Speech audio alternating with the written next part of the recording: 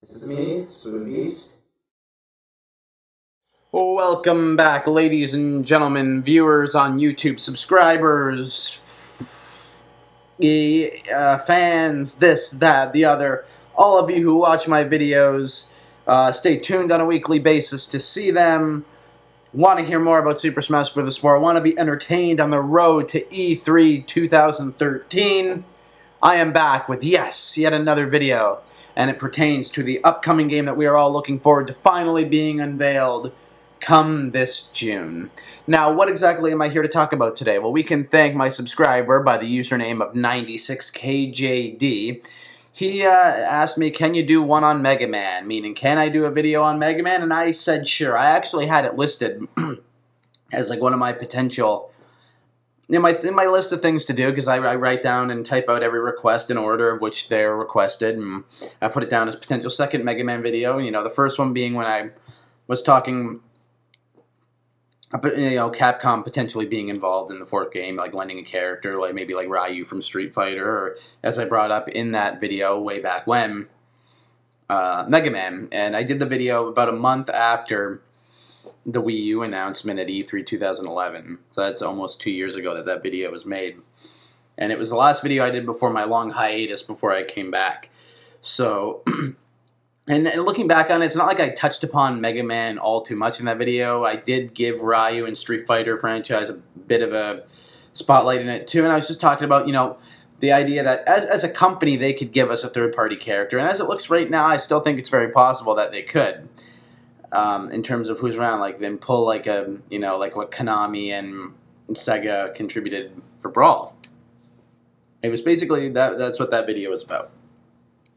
This one's going to focus more on, just is entirely on Mega Man. This is totally just why he should be in the game, why he's, you know, for a third-party character, he's a perfect choice, and why it's somewhat plausible that he's going to be in it. I'm not really going to, you know, go through anything like possible moveset or anything like that, because for one thing, I'm not good at explaining that kind of shit. Like, what would I say? Like, you jump up, you turn into a ball.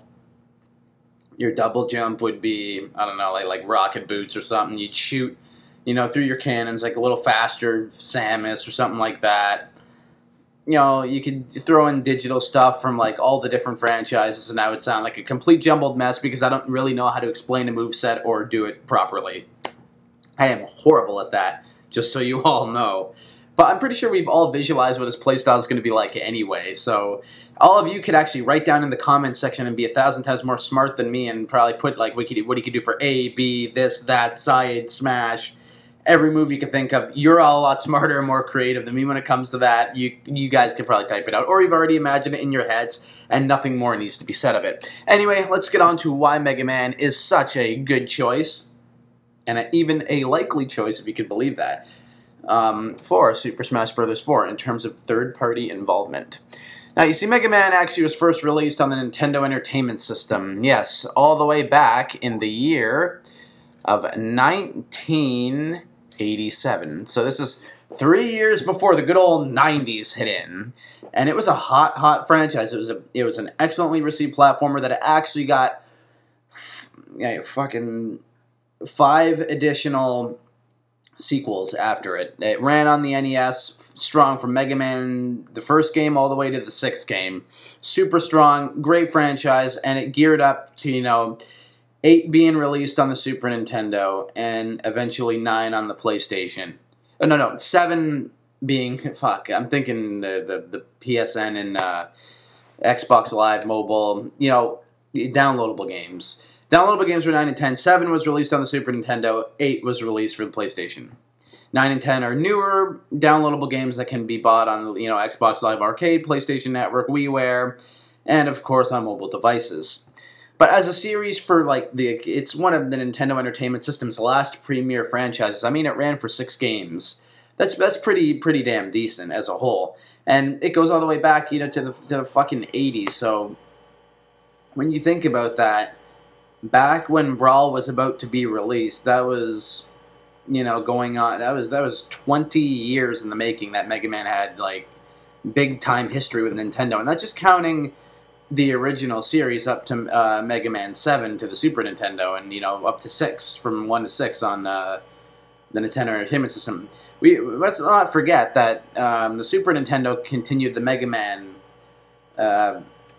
10 franchise from, you know, or X, whatever you want to call it. It looks like it's 10, so I'm just going to say 10. They're yeah, 10, 12, 13, 14, or you want to call it X, X2, X3, X4. But basically it ran on the Super Nintendo until like 14, X4, however you want to say it. Because really it is tomato. You could call it an X, or you can call it by Roman numeral. Ran to the 4th X game, and then X's 5 and 6 came out for the PlayStation, and X's 7 and 8 would come out for the PlayStation 2, as it would be. But for the majority of the series, well, half of Mega Man 10's lifespan, you know, it did live on the Super Nintendo after Mega Man 7. So at the same time, it's like even that popular franchise, even though it's not the original franchise, another really popular, successful, awesome, you know, platforming franchise went 4 games into, you know, the system that, well, the company's hardware that really gave them their shot in the first console, in the NES. On the SNES, they had just as much success. They didn't do as many. They did 4 of the 10 franchise, whereas like Sony got the last 4 on you know, 2 games per PlayStation. I mean, PlayStation 1 and PlayStation 2. And now let's get into even what everybody talks about, because everybody just loves the handheld. We're just going to go this far into like Battle Network and Zero. I don't think I really need to go into much detail, but they were huge for the Game Boy Advance. I'm sure that they're still doing something with, or they have been doing something with the DS, and sure maybe in the future they're going to do something for the 3DS in terms of that. So, but when the Game Boy Advance first came out, I mean, there was Battle Network and Zero games selling like hotcakes. I mean, they were all over the place. They're both huge franchises, and everywhere you go, you'd see them, and they were selling well. And even if like I wasn't the biggest handheld gaming fan, and I don't know how many of you are, but I noticed that a lot of people, when you talk about Mega Man, they really hope you're talking about like not only Mega Man but Zero as well. So like it's a huge franchise, and that came from like being on the Game Boy Advance. That's, you know, that's still something people talk about, and it's fairly recent. That's not dating all the way back to 1997. No, we're going into like the decade of the 2000s. Like I would say probably between 2002 to 2006, 7. It's about when all those, you know, advanced games were being out. This is before the peak of the DS's popularity, or really before it started to come into its own and take over. The Advance was still up there, because then you had the Advance SP, which is something that I actually owned for a bit, and then eventually, you know, the DS would kind of catch fire and phase it out. But this franchise, you know, Capcom, as much as it's fucked it over in the last few years, you know, making, you know, Mega Man look slobby, and whatever Tekken game he appeared in is like kind of like it. I know they were ribbing him because of like the original North American box art for Mega Man looked like shit and reflected like how bad the sales were because of how terrible the artwork for the box looked. They made him like, oh, let's take him and like make a 3D model of him in a fighting game, and, you know, let's transition that ugly thing into the game for like a rib. But still, you know, that's you're burying your character by doing that. Why the fuck would you do that? Exempting him from Marvel vs. Capcom recently, like their latest installment or 2, it's not a good relationship. And I mean, the franchises, and I guess you could call it like an entire franchise itself, really put Capcom on the map in terms of being like a third-party developer for many, many companies.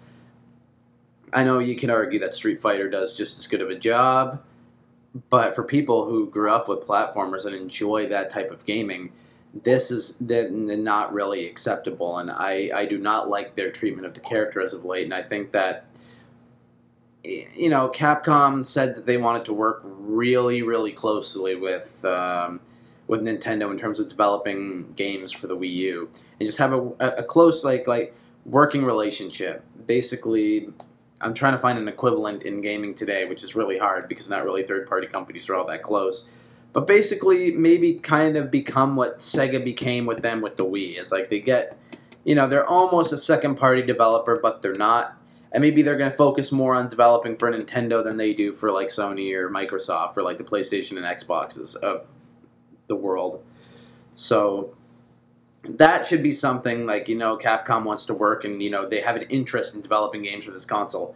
Maybe they'll offer the rights, like if they have to be asked first, no company like that's ever going to give a character in unless you're, Kojima and you want your character to be in Smash Brothers because you love Smash Brothers and you just so happen to be the creator of one of the most popular protagonists in gaming history in Solid Snake, and you pitch the idea to the creators. Because that was a 1 in a million time instance. That's never going to happen again. Do you think like the people in Sega just kind of walked in and shook Sakurai by the hand and said, we really want to see Sonic in here? No. Snake was a very, very rare exception from Kojima, who was a fan of the Smash Brothers series, who created an awesome protagonist and wanted to just ask, like, man, imagine if Snake was in this. I'd really love to see him in the game. You think he could do that? And Sakurai said, oh, okay, I'll put him in. With this, it's not like that. And, they knew that Sonic was a #1 pick for Brawl, and they got it done, and they worked in agreement with Sega, and he got in the game. Mega Man is still one of the top, of people who haven't been in the game yet, he's got to be like #1, like a most requested character ever. He'd be #2 behind Sonic, but Sonic got in Brawl. So for people who still haven't gotten in the game yet, we're talking third party to second party to, anybody who Nintendo even owns, basically. Out of all these people who haven't been in Smash Brothers yet, Mega Man's still #1. He's still the person that everybody wants to see, and he's not in the game yet. So are they waiting to, debut new third-party characters? Is Capcom working this closely? It's not going to coincide, but, like, if they know that he's this requested, Nintendo's going to bring it up, especially if Capcom wants to work this, tight, niche relationship with Nintendo. You think they're probably going to pitch, can we use Mega Man for the 4th Smash Brothers game? Pay you this, pay you that, but we'll develop him and put him in the game. You have to have Capcom's seal of approval to do that. If you don't get that, he's just not going to be in the game. That's plain and simple. The people at Capcom are not, especially with a character that they've had very little interest in as of late, are not going to go to, the Sora, Hodgepodge, Namco Bandai team that's developing Smash 4 and go like, yeah, we really think Mega Man would be a good fit. You want to put him in? No. The people working behind that game and Nintendo themselves have to reach out to Capcom and ask for permission to use him. And I'm hoping that they do, and I'm hoping that, since Capcom's going to be working with them for developing games for the Wii U, that, that they do agree, because I think it's about time that Mega Man's in a game. Brawl, that's not really make or break, but this, I think, is like make or break. Like, in Brawl, I can at least accept, because they were just toying around with the idea of maybe using up to 3 third-party characters. They didn't even get that. They got 2. One was offered to them. They probably had to fight tooth and nail with Sega to get Sonic. They were just experimenting with that. Now that they know that they've done that, they're going to go and try and find other people who are willing to do so. There's an experimental thing. If they do that and get maybe, I don't know, maybe I see Sonic coming back, oddly enough. I don't see Snake coming back. I think that was a one-time deal. But if they get 2 other companies to kind of, like Namco Bandai, let's just say they fill a spot with Pac-Man or somebody like that, and there's 1 spot left, and they go and, like, get somebody else that's not from Capcom, or they do go with Capcom and they go with Ryu, that right there should tell you that Mega Man's never going to be in a Smash Bros. Game, especially if, they reach out to Capcom and use a completely different character that's owned by them for the game. So this is the make or break game for Mega Man. It truly is. But I think out of all the third-party options that they have going into this 4th game, that, just listen to the fans. He's the #1 most requested character now. He has a long history with your company. I mean, in a few years, come 2017, he'll have a 30-year history with Nintendo. dating all the way back to the first Mega Man game on the Nintendo Entertainment System. You know, so, which, my God, when he, I'm not even going to go there, but when he actually has a 30-year history with Nintendo, my YouTube account will be like 10 years old. This is crazy to think about, but yeah. You know, he's got a long history. He makes the most sense. Try and get him. That's all I got to say. I mean, especially if you're going to bring back Sonic and you are obviously going to let, you know, the people who are helping you develop the game use a character of their own. A la Pac-Man, Klonoa, somebody from fucking, you know, Tekken or Soul Calibur, what have you. And then there's, like, maybe one spot left. And it could be for Capcom and it could be for Mega Man, but you never know who they might use that spot for. Anyway, I'm Spood Beast. I definitely think Mega Man should be in the game. If you remember my ever so wonderful top 15 newcomers video that I did back in November, was it? I think it was November. I believe that Mega Man was number 2. Only behind Little Mac, because Little Mac is actually, you know, he's a Nintendo character. He's created by Nintendo. But he's number 2, so which means he's my number 1 most requested third-party character for the game. So I'm with all of you and hoping that he makes it to Super Smash Bros. 4. I'm Spood Beast. I hope you enjoyed this video. Give it a thumbs up if you liked it. Thumbs down if you hated it. Comment on in the video how you thought of it and what you might like to see from this channel in the future. Visit fanboysanonymous.com. The link is in the description. And all that good stuff. Yeah. Also, if you ever want any sort of request from me, personal message me on YouTube here. Comment on my channel. Do whatever, what have you. You know the drill. I'm Spood Beast, and this is another episode of Smash Talk, and see y'all later, folks.